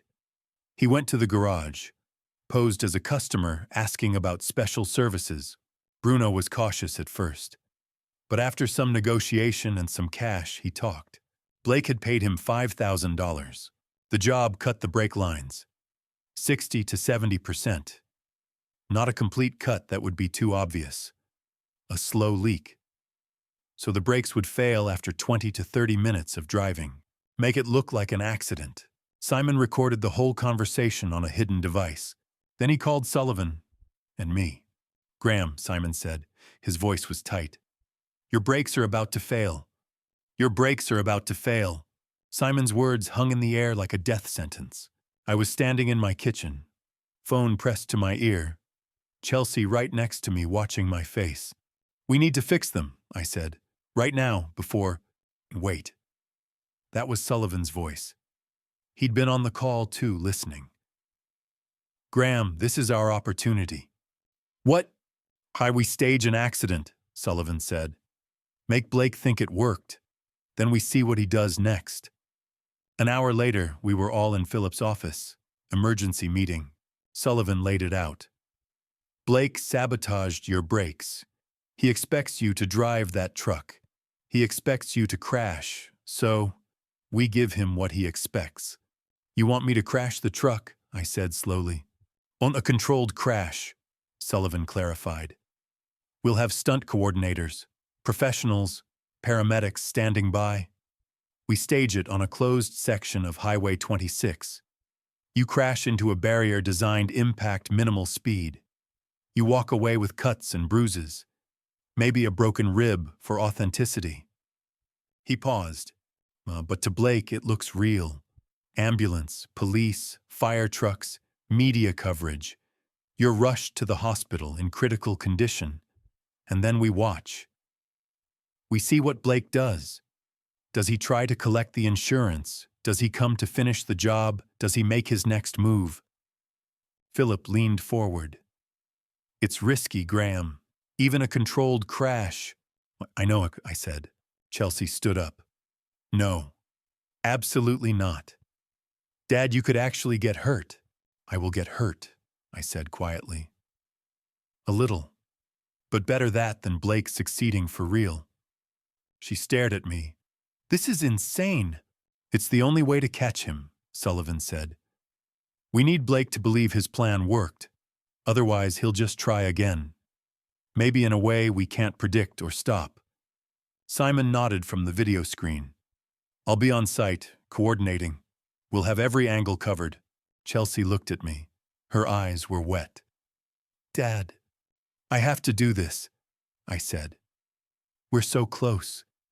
We can't let him slip away now." She closed her eyes, nodded once. They staged it the next afternoon. Highway 26. Section cordoned off by police. Sullivan had pulled strings with the department called in favors. Everyone involved was briefed. This was an undercover operation to catch an attempted murder suspect. I sat in my truck. The same truck Blake had borrowed. The same truck he'd sent to Bruno Marchetti to be sabotaged. My hands were shaking.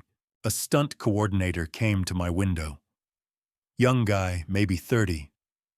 "Mr. Mercer, you're going to drive straight, 30 miles per hour.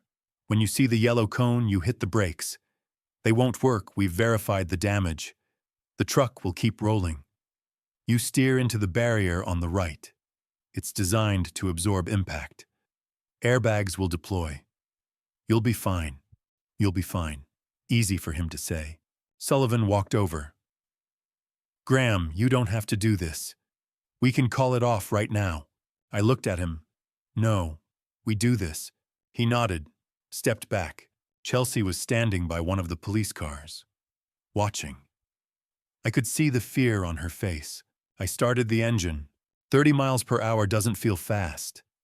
Until you're heading toward a concrete barrier and your brakes don't work. I saw the yellow cone, pumped the brakes. Nothing. The pedal went to the floor. The truck kept rolling. For a second, just a second, I forgot this was staged. Forgot the professionals were watching. Forgot the barrier was designed to stop me safely. All I knew was I'm going to crash. I steered right, hit the barrier. Bang. Airbag exploded in my face. White powder everywhere. The truck jerked to a stop. My chest slammed against the seatbelt. Pain shot through my ribs. Then everything went quiet. Sirens. Voices shouting. Hands pulling me out of the truck. Paramedics everywhere. Real ones. They checked me over, put me on a stretcher. Peaceable rib fracture, one of them said. Lacerations. Mild concussion protocol. They loaded me into the ambulance. Chelsea climbed in with me, her face white. Stan. I'm okay, I said. My voice came out weak. Good. That would sell it. They took me to Providence Portland Medical Center, the same hospital where this whole thing had started, where Mrs. Halford had warned me, where Blake had been in the bed next to mine. Full circle. They admitted me, put me in a room, bandaged the cuts on my forehead and arms, taped my ribs, hooked me up to monitors. Dr. Vanessa Hartley came in, the same doctor who'd treated Blake months ago. Mr. Mercer, she said quietly. Detective Sullivan briefed me. You're lucky. Bruised ribs, lacerations, mild whiplash. Nothing serious. But it looks serious, I said. It looks very serious, she agreed. Sullivan had arranged for a press release. Local news picked it up within hours. Portland businessman Graham Mercer, 67, was involved in a single-vehicle accident on Highway 26 this afternoon. Authorities say brake failure is suspected.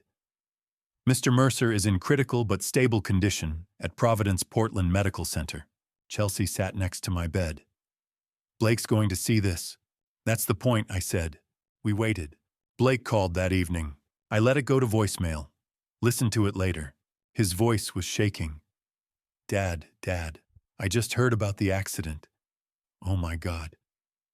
I'm coming to the hospital. I'm on my way right now. Please be okay, please. He sounded devastated. Sullivan, listening to the recording, said, He's good. I'll give him that. Blake arrived an hour later. I was lying in the hospital bed, bandages on my head, IV in my arm, monitors beeping. Chelsea had stepped out Sullivan's idea. Blake needed to see me alone, vulnerable. He walked in slowly. His face was pale, eyes red like he'd been crying. Dad. He came to the bedside, took my hand. I heard about the accident, the brakes. They just failed. I nodded weakly. I don't understand what happened. They just stopped working. Blake's grip on my hand tightened. I'm so sorry, Dad. This is terrible. He looked at me, at the monitors, at the bandages, and for just a second, one brief second, I saw something in his eyes. Not relief that I was alive, disappointment that I wasn't dead. It was gone in an instant, replaced by concern, by tears, by the perfect mask of a loving son. But I'd seen it, and I knew. I'm going to be here for you, Dad, Blake said. Whatever you need, I'm going to take care of you. Thank you, I whispered. He stayed for 20 minutes, talked about how worried he was, how he'd do anything to help, how grateful he was that I'd survived. Then he left, and I lay there in that hospital bed, staring at the ceiling. He wasn't worried I might die. He was disappointed I hadn't. 2 days later, I was still in the hospital, resting, healing, playing the part. My phone rang. "Blake," I answered. "Hello. Ed, how are you feeling?" "Better," I said. "Still sore." "Listen," Blake said. His voice was warm, friendly. "I've been thinking. When you get out of there, when you're feeling a little stronger, I want to take you out on a boat. Fresh air, ocean breeze. It'll help you recover. Just you and me.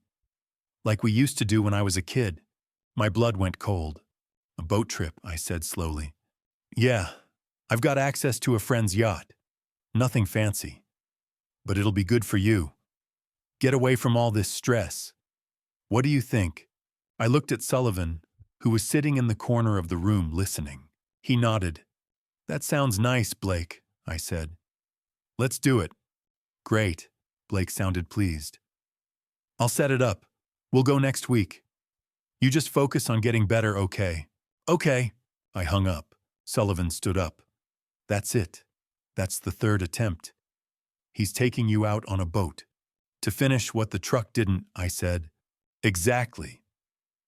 Sullivan pulled out his phone. "We've got 1 week to prepare, and this time we're going to catch him in the act. Before I tell you what happened on that boat, if you're still here, comment below. Would you have gone? Would you have trusted your son one last time or walked away? Let me know you're with me. And a quick note, parts of what follows contain fictionalized elements. If you'd prefer not to continue, feel free to stop here. I knew what I was doing. That morning, sitting in my kitchen at 6:30, watching the sun try to break through the gray clouds, I knew exactly what I was walking into. This was it. The final chance to get ironclad evidence, to catch Blake red-handed. Not just fraud, not just sabotage, but intent to harm. In the act, with witnesses, with proof no lawyer could explain away. It was dangerous. Maybe the most dangerous thing I'd ever done in my life, but it was the only way to expose him, to bring him to justice, to end this once and for all. So I got dressed, put on jeans and a warm jacket, and I waited for my son to arrive. Blake arrived at 7 sharp. The yacht was beautiful, 45 feet, white and gleaming. The kind of boat you buy with money you took from your father. Chelsea walked me to the door. Her face was pale. "Dad!" Her voice broke. "I'll be fine," I said. Sullivan has everything covered. The Coast Guard, police boats just over the horizon, helicopter, GPS tracker in my jacket. The moment I say the word, they'll be there. What if something goes wrong? I kissed her forehead. Then you'll have evidence to put Blake away for a long time. Either way, this ends today. She hugged me tight. "I love you, Dad." "I love you too, sweetheart." Blake honked the horn. I pulled away from Chelsea and walked to the truck. Blake smiled when I climbed in. "Morning, Dad. Beautiful day for a boat ride, huh?" "Beautiful," and I said. The yacht was docked at a marina near the mouth of the Columbia River, where the river meets the Pacific Ocean. Cold water, gray skies. Not many boats out this early. Blake helped me aboard, started the engine. We pulled away from the dock. Chelsea stood there watching us go. I could see her getting smaller and smaller, until she was just a dot. Then nothing, just water, sky, and my son. For the first hour, it was almost normal. Blake talked about when he was a kid, about the fishing trips we used to take, about how I'd taught him to tie knots, how to cast a line, how to read the water. "You remember, Dad." That time I caught the salmon, I was so excited I almost fell overboard. I remembered. He'd been 12. Linda had taken pictures. We'd grilled that fish for dinner, and Blake had talked about it for weeks. "I remember," I said. Now, 25 years later, we were on another boat. And Blake had very different plans. We were 5 miles offshore now. No other boats in sight. Just gray water in every direction. Blake slowed the engine. then stopped it completely. The sudden silence was deafening. Just the sound of waves against the hull. Wind. Seagulls somewhere far away. "I want a drink, Dad." Blake went below deck, came back with a bottle of whiskey. My favorite brand. I brought the good stuff. He poured a glass, held it out to me. I remembered Sullivan's warning. Don't eat or drink anything he gives you. Not right now, Blake. I'm still feeling a little weak from the accident. Blake's smile flickered. Right. Of course. He set the glass down, looked at me, and something in his face changed. Dad, I need to tell you something. My heart started pounding. What is it? Blake turned away, looked out at the water. When he turned back, his eyes were different. Cold. I'm sorry, he said, for everything. Sorry for what, Blake? He laughed. Sharp. Bitter. Come on, Dad. You know. The truck. The brakes. I went still. You know about that. I know. Blake's voice rose. I planned it. Dad, you weren't supposed to walk away from that crash. It was supposed to end there. Quick. Insurance pays out. Problem solved. My blood turned to ice. Blake, but you survived. He shook his head. You always survive. So now, he took a step toward me. Now I have to handle this myself. Out here, where we're completely alone, I backed up against the railing. Blake, don't do this. I'm your father. Chilakan, and you're the man who never trusted me. Never gave me what I needed. Always looked at me like I wasn't good enough. His voice was shaking, with rage, with years of something I'd never seen before. So now, Dad, you're going to give me everything. The house, the money, all of it. He moved toward me. I'd imagined this moment, prepared for it. But when Blake grabbed my jacket and moved me toward the railing, all the preparation went out the window. I was 67 years old. He was 42. Stronger, faster. He was forcing me back. His hands on my chest. My feet slipping on the wet deck. The railing pressing into my back. Cold water 5 feet below. 5 miles from shore. Blake's face was twisted. Not with anger, with determination. Like this was just a task to complete. I'm sorry, Dad, he said, and pushed harder. I felt the railing dig into my spine, and I screamed, Linda, Linda, Linda. Blake froze. What, Mom? Why are you? Then he heard it. Engines, roaring, getting closer. He spun around. 3 police boats. Coming fast. Lights flashing. And overhead, the whump, whump, whump of helicopter blades. Blake's face went white. No, no, no, no, a voice boomed over a loudspeaker. Detective Sullivan. Blake Mercer, put your hands up. Step away from your father. You're under arrest. Blake stared at the boats, at the helicopter, at me. You set me up. I was gasping, shaking. No, Blake. You walked into this yourself. I just stopped running. The police boats pulled alongside. Officers in tactical gear jumped aboard, grabbed Blake, moved him away from me, secured his hands behind his back. Tim Blake Mercer, you're under arrest for conspiracy, fraud, endangerment, and threatening behavior. The officer reading his rights kept talking, but I couldn't hear anymore. Blake was yelling, He's my father. How could you do this to me? I'm your son. They guided him toward the police boat. He twisted around, looked at me. Dad. Dad, please. I stood there, watching him. I'm not your father anymore, I said quietly. I'm just a man who survived what you tried to do.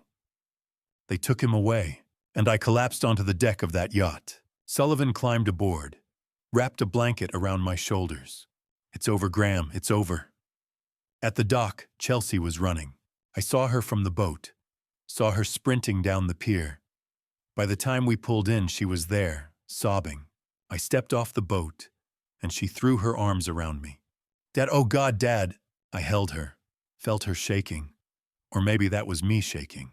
Over her shoulder, I watched the police car drive away, Blake's face in the back window, looking at me, and I felt nothing. Not anger, not grief, not relief, just empty. Chelsea pulled back, looked at my face.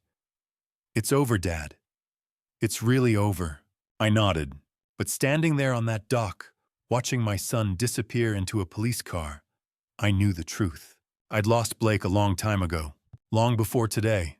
Maybe I'd never really had him at all. 3 months passed. The physical wounds healed. The cut on my forehead faded to a thin white line. My ribs stopped aching. I could sleep through the night again.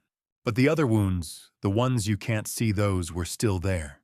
And on a cold morning in February, I walked into the Multnomah County Courthouse to watch my son stand trial.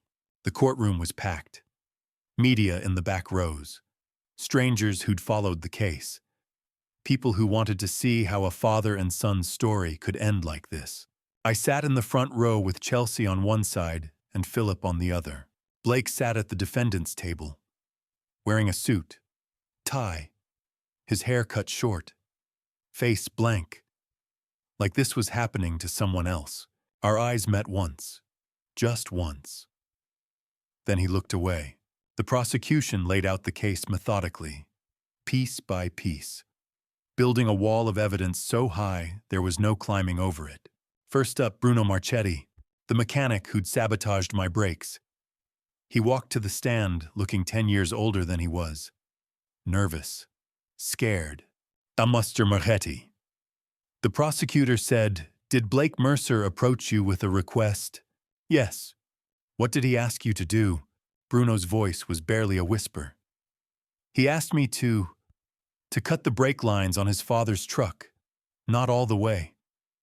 Just enough so they'd fail after some driving. Make it look like an accident." "And how much did he pay you?" $5,000. "Did you do it?" Bruno looked down. "Yes. And I regret it every day." Next was Simon Vaughn. He presented everything. Photos of Blake at the casino. Emails between Blake and Sabrina. The recording of Blake talking about getting his hands on the house deed.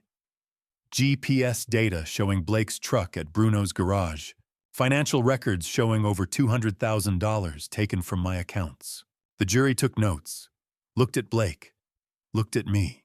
Lindsay Crawford testified about the forged signatures, the unauthorized transfers, the life insurance policy Blake had tried to open in my name with himself as beneficiary. "The signature was nearly perfect," she said. "But something felt wrong. So I called Mr. Mercer to verify. He had no knowledge of it." Detective Sullivan walked the jury through the investigation, the surveillance, the yacht operation, the recording of Blake's confession on the boat. "Mr. Mercer agreed to wear a wire," Sullivan explained. "He put himself at significant risk to gather evidence of his son's intentions. When Blake began threatening him on the yacht, Mr. Mercer used the code word we'd established. That's when we moved in." They played the recording. Blake's voice filled the courtroom. "You weren't supposed to walk away from that crash. It was supposed to end there. Quick. Insurance pays out. Problem solved." The jury sat frozen. Blake stared at the table. Then came Sabrina, Blake's wife. She'd been charged as an accomplice. Made a deal to testify in exchange for a reduced sentence. She wouldn't look at Blake as she took the stand. "Mrs. Mercer." The prosecutor said, "Did your husband discuss his father with you?" "Yes." "What did he say?" Sabrina's voice was quiet, filled with shame. "He said his father was old, that he would be gone soon anyway. He said that once Graham was gone, we would have everything, the house, the money, all of it." "Did you object to those statements?" She hesitated for a long moment. "No, I didn't." Blake's attorney stood. No further questions. Then it was my turn. I walked to the witness stand, placed my hand on the Bible, and swore to tell the truth. Blake watched me closely, his eyes fixed on mine. The prosecutor approached. "Mr. Mercer, can you describe your relationship with your son?" I took a breath. "Blake is my only son. I raised him. I loved him. When his mother passed away, I tried to be both parents. I worked hard to give him a good life and a future. My voice cracked. I never imagined he would do this. How did you feel when you learned what he had done? I looked directly at Blake. Betrayed. The boy I held as a baby, taught to ride a bike and sent to college, was planning to harm me. He wanted to take everything I worked for to put my life at risk, all for money. I paused. Blake, I loved you, but you chose greed over family. And I can't forgive that. The courtroom was silent. Blake's face remained blank, but his hands clenched on the table. The defense attorney tried to portray me as a distant father, a man who pushed his son into desperation. He asked about long hours and money arguments. I worked to provide, I said. We had disagreements like any father and son. I froze my accounts only after discovering he forged my signature and stole $60,000. I wasn't perfect, but I never lied to him, never took from him, and never tried to harm him. Everything I did was to protect myself from my own son. The defense sat down. The jury deliberated for 3 hours. We waited in a side room. Chelsea held my hand. Philip paced. I stared at the wall. When we returned, the courtroom fell silent. The foreman stood. On the charge of conspiracy to cause serious harm, we find the defendant guilty. On the charges of fraud, forgery, and financial conspiracy, we find the defendant guilty on all counts. Whispers filled the room. Blake stared straight ahead. Tears ran down my face, not from relief, but from loss.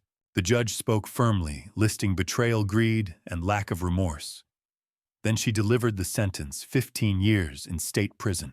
Blake would be 57 when he got out. I would be 82 if I was still alive. They led him away. At the door, Blake turned back.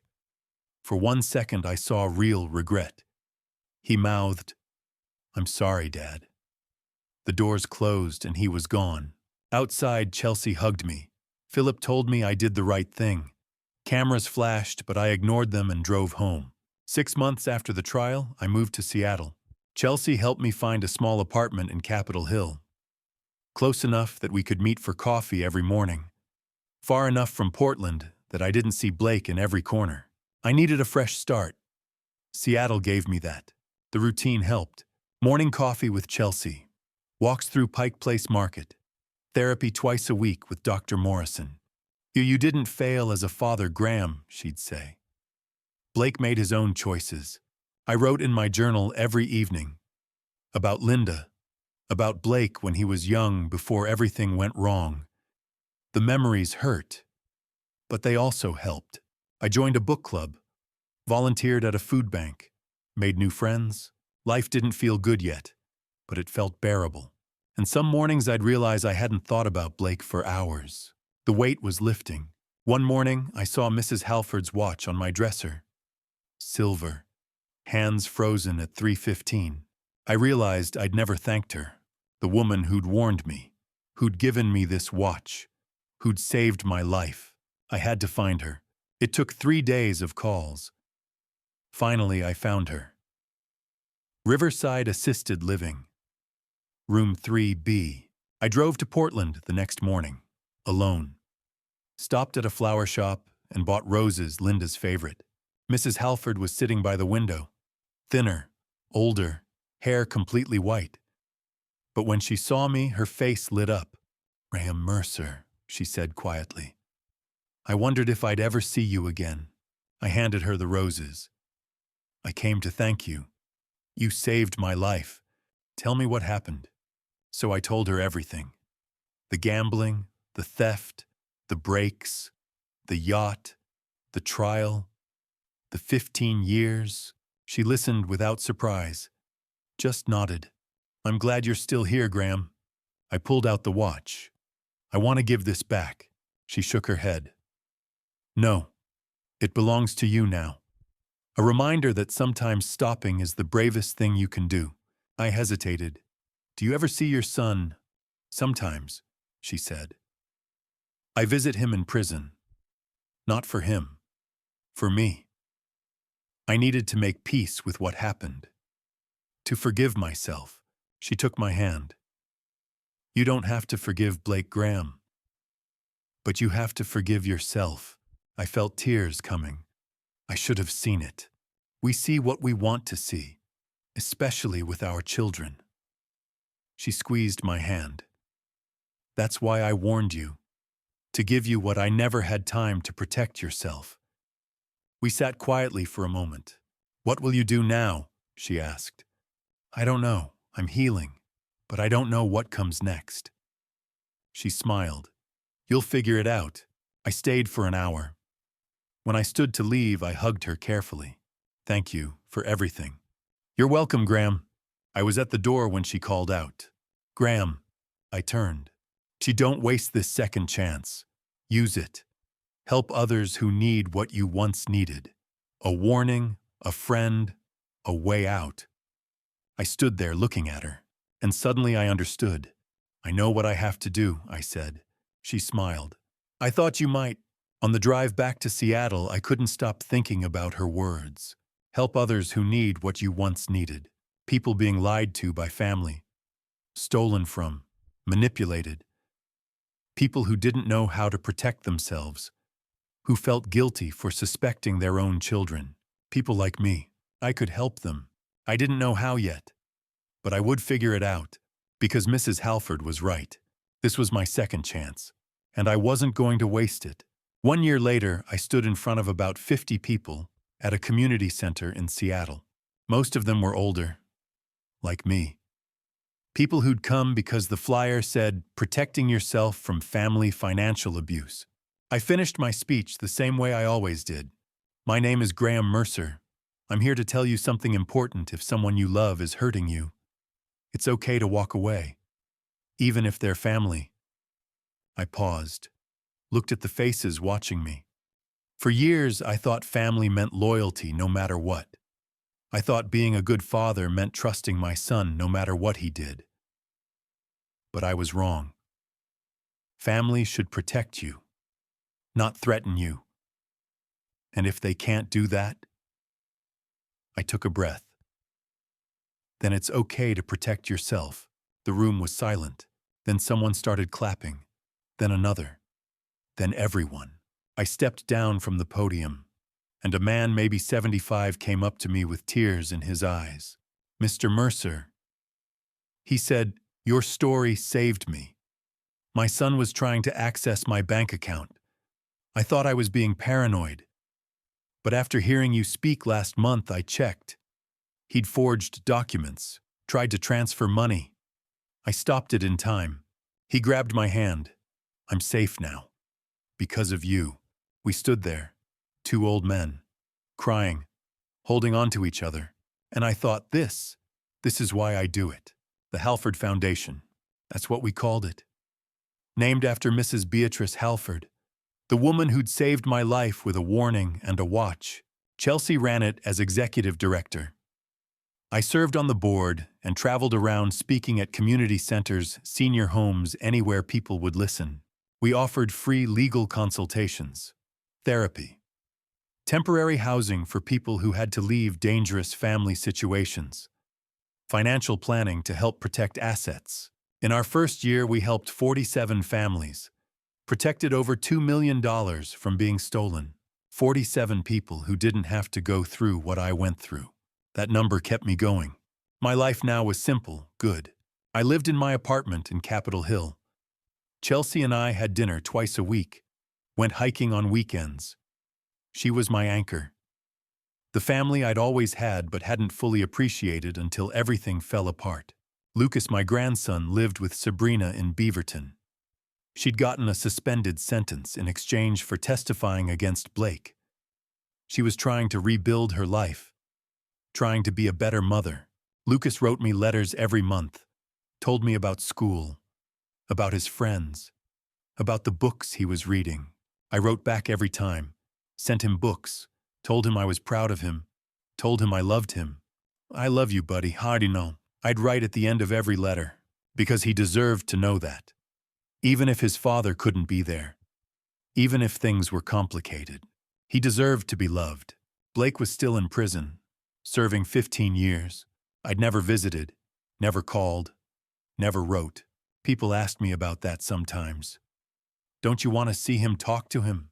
And I'd tell them the truth. I don't wish him harm, but I can't have him in my life anymore. That's my boundary, and it's necessary. Not hatred, not revenge, just a line I needed to draw to survive. Some people understood, some didn't. But it wasn't about them. It was about me. About protecting the peace I'd fought so hard to find. Late one evening, I sat at my desk by the window. The city lights of Seattle glowed outside. Chelsea's photo sat next to me. Her and Lucas, smiling. And next to that, Mrs. Halford's watch, still frozen at 3:15. I opened my journal, started writing. It's been 2 years since Blake was arrested. 2 years since my life almost ended. But in so many ways, that was when it began. I lost a son, but I found myself. I found a daughter who loves me unconditionally. A grandson full of hope. A mission to help others who are going through what I went through. Mrs. Halford was right. Sometimes you have to stop to save yourself. This watch still shows 3:15. That's when everything stopped. But it's also when everything began. When you stop running from the truth, that's when you actually start living. I paused, looked at the watch. Family isn't always blood. Family is the people who show up for you, who protect you, who love you even when it's hard. I have that now. Chelsea, Lucas, the people at the foundation, the families we help. And I'm grateful. Every single day. I closed the journal, smiled. Outside, Seattle glowed. And inside, I felt something I hadn't felt in years. Peace. Real, true peace. They ask me sometimes if I've forgiven Blake. I tell them, I've forgiven myself. And that's enough, because I did the best I could. I loved him. I tried to help him. But in the end, he made his choices, and I had to make mine. I chose to survive, to heal, to help others. And I'm still here. And to you listening to this story, remember this. God gave me 3 warnings. 3 chances to see the truth. Mrs. Halford at the hospital. The watch that stopped at 3:15. And that moment when I held the evidence in my hands and still wanted to believe my son could change. I ignored the first warning. I hesitated at the second. By the third, I almost didn't survive. Don't be like me. Don't wait for the third warning. If someone you love, family, friend, anyone is taking from you, lying to you, putting your safety at risk, trust what God is showing you. Trust your instincts. They're there for a reason. I thought being a good father meant endless forgiveness, unconditional trust. But I learned something harder. Sometimes love means letting go. Sometimes protection means walking away. God doesn't ask us to stay in harm's way to prove our love. He asks us to value the life He gave us. Here's my advice: set boundaries. Seek help. Don't be ashamed. And if you have to choose between their lies and your peace, choose peace. Every time. I'm 70 years old now. I almost didn't make it to 70. But I'm here. And if sharing my story helps even one person recognize the warnings I missed, then maybe it was all worth something. If this story touched you, please leave a comment below. Share it with someone who might need to hear it. And subscribe to this channel. We share more stories like this, stories that matter, stories that might save a life. Thank you for staying with me until the end. I know it wasn't easy. And a quick note. The stories you'll hear on this channel may contain fictionalized elements created for educational purposes. If this content isn't right for you, feel free to explore other videos that better suit your needs. Thank you. Stay safe. And remember, you deserve peace.